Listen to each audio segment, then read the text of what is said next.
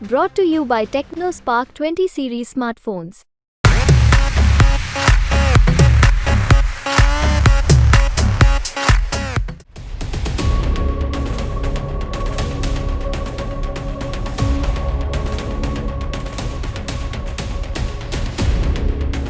जम्मू कश्मीर के पुंछ जिले में आतंकियों ने वायुसेना के काफिले पर बड़ा हमला किया है। अचानक हुए इस हमले में एक जवान शहीद हो गया, जबकि 4 अन्य सैनिक घायल बताए जा रहे हैं। हालांकि इस बीच सेना ने आतंकियों के खिलाफ अपना तलाशी अभियान तेज कर दिया है और बहुत जल्द उन आतंकियों को उनके अंजाम तक पहुंचा भी दिया जाएगा।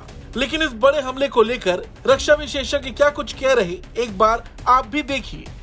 The fact of the matter is that from the last 2-3 years, Pakistan has desperately been trying to revive terrorism in Jammu and Kashmir, especially in the area of Rajouri, Poonch.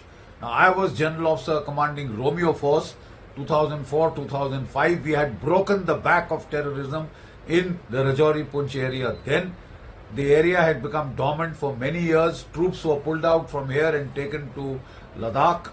And that is what has given an opportunity to the Pakistanis to try and rekindle terrorism here, restart terrorism here. So far, we had given Pakistan a ceasefire on the line of control. But if Pakistan is going to misuse the ceasefire to infiltrate its terrorists and to try and restart terrorism in Rajouri and Poonch, well, I think then the time has come for us to not only take defensive and reactive measures, but like in Uri surgical strike, like in the Balakot strike, hit back across the line of control and if needed across the international border. Pakistan cannot be allowed to escalate the terrorist situation at will, especially during Indian elections. If it thinks that we are too bogged down with the elections, Pakistan is sadly mistaken. The fact of the matter is that the people of Jammu and Kashmir are very happy, very satisfied ever since Article 370 was taken out. And this Pakistan cannot stomach, and it is therefore trying to create trouble. If it is asking for trouble, we should give it back. Yes, for the last 5 to 6 years or 7 years, a lot of things have been done. Pakistan is on the run.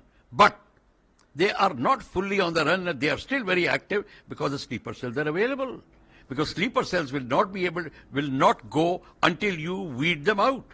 You have to, if you weed them out, then the local administration should be able to control. That is what is single command and control. And then this is where it is. Once you weed out the sleeper cells, then these terrorists, when they come, there is no support element. If there is no support element, they cannot sustain. That is what we want. We have to do that.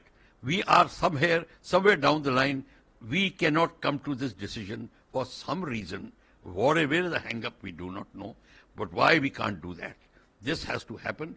Then you will find that first thing, they will stop. And then you will find that you will control your area well. And simultaneously, you start your attack on the places in POK where these elements are hiding, where their local forward bases are there, launch pads are there. You have got multi-barrel rocket launchers. You have got attack helicopters, medium artillery, heavy artillery. You have got everything. You can do air attack, anything. You have to destroy those places and occupy them physically. And if you even occupy 5 to 10 kilometers of the POK area, you will find Pakistanis on the run.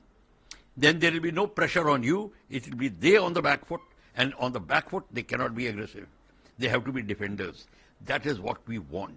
And once we do that, then we will be able to then carry out our attack properly and then administration properly, and they'll be more secure.